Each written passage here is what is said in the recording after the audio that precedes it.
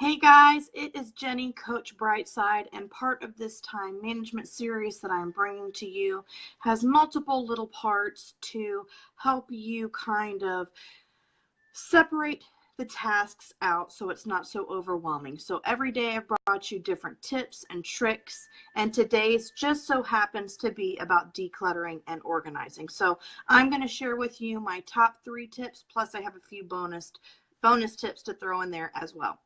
So my number 1 tip is to follow the one touch rule. I used to be notorious for, like, if I was cleaning out my bedroom closet, I would take stuff out of the closet and put it on my bed. Well, that's just doing double work. So you want to be able to touch something once and put it where it goes. Everything needs to have a home. If it doesn't belong, throw it away or put it in a donate box.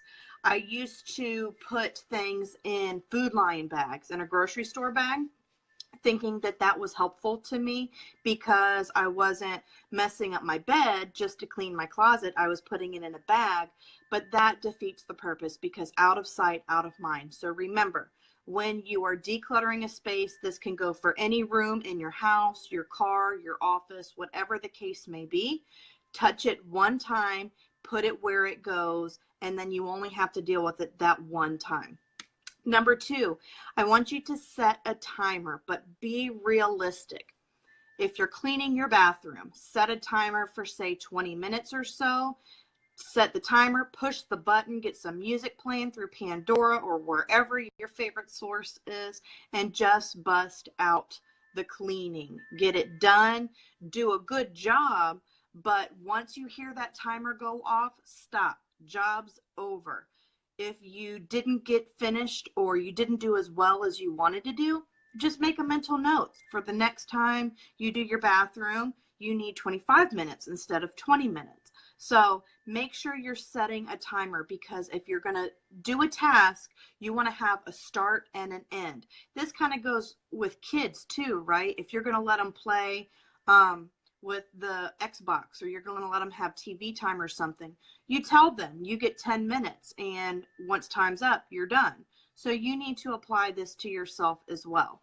So set a timer. Don't tell yourself, I'm going to clean the house on Sunday, or I'm going to clean my bathroom on Sunday and it's just going to get done. No, mentally prepare yourself for 20 minutes. Knock it out. Do it. Be realistic here. Don't try to do perfect either. That's going to mess you up. That's just a little extra tip in there. Don't try to do perfect.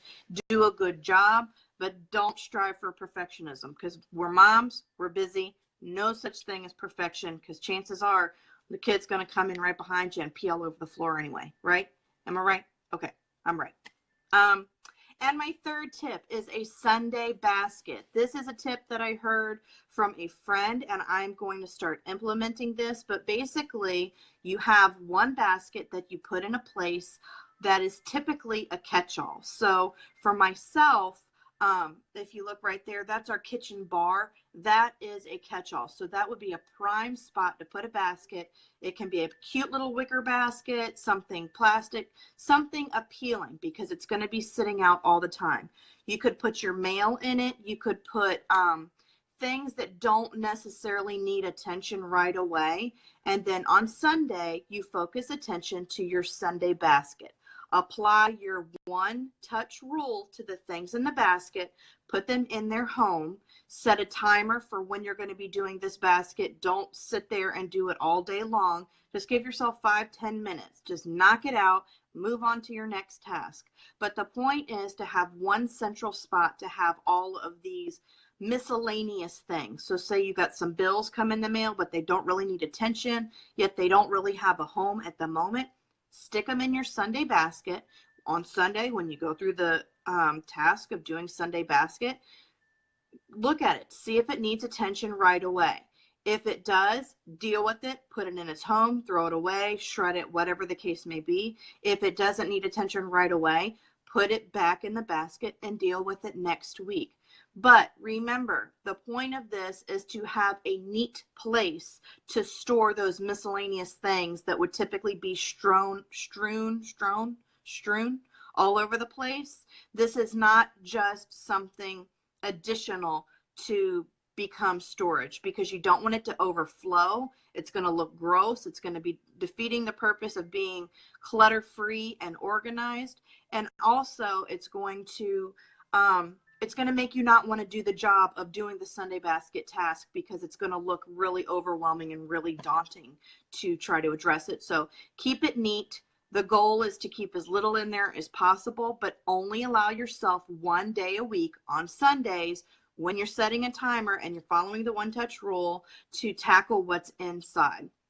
And now for my bonus tips. There are 2 of them. When you are working on decluttering a space and organizing it, work around the room, work in a circle. And when I say work in a circle, I'm not saying just spin around like a little top. I'm saying start with one corner of the room and work your way around. Follow the other tips that I've given you with your timer and your one-touch rule. Let yourself do one corner of the room and work all the way around. And by the time you get to the last corner, when you look around, you should be well on your way. Because the point is to be able to see progress. If you're not seeing progress while you're trying to do all of this, again, you're going to feel overwhelmed, you're going to get discouraged, and you're not going to want to do what needs to be done. And finally, my last tip, my last bonus tip, is the 1 bag in, 1 bag out rule. Now, this is a rule that my mom has always tried to implement, and it doesn't always work, but a lot of times it does. It just depends. You got to kind of make these things work for your family. But when you go to Target and you bring 2 bags of stuff in, try to take 2 bags of stuff out. I like to keep a bag or a box by my front door, so that way I can continually fill it up and put things in it. Because if you're always bringing things in and not taking things out, you're a hoarder, okay? You're going to get too much stuff, and you're not going to get, okay, I take that back. You're not necessarily a hoarder, but you get what I'm saying. If you're bringing too much in and not taking stuff out, you're not going to be organized, and you're just going to have a big mess on your hands. So put something by your front door, so that way once it gets full, you can stick it in your car. And then lots of thrift stores nowadays, they have a drop off, so you can just do a drive-by. Well, not a drive-by, you can't just throw it out the window, but if you drive through their little lane or whatever, or wherever their designated spot is, you can tell them you have something to donate, and they will take it out of your car for you, and you never have to leave. So that's something that my mom does a lot. She fills her car up with stuff, and as she drives by the thrift store that we use, she drives in on her way to work because it's convenient, and gets her little receipt ticket. Make sure you get receipts, because those are tax deductible. So I hope that these tips have helped you guys. Do not allow yourself to get overwhelmed. Make sure that you are following these tips. Implement them. Don't just say, hey, that's a really good idea. Do them, and do them often, but adjust them to fit the needs of you and your family. My family is probably smaller than your family. We might not have as much stuff. But these are just general basic tips that anybody can implement into their daily lives or their weekly routines or whatever the case may be. So I hope that these tips were helpful for you. I hope that you got a couple good ideas out of them. I appreciate you watching, and I am excited for, I think I've got at least 2 more videos for you. I'm not going to tell you what they are, but we're not done with this time management series just yet. So thank you again for watching. If you're behind on the other videos, I will have the information for you to be able to catch yourself up. And I look forward to the videos that I have coming up. So thanks again for watching. I hope you guys enjoy your day, and I love you. Bye.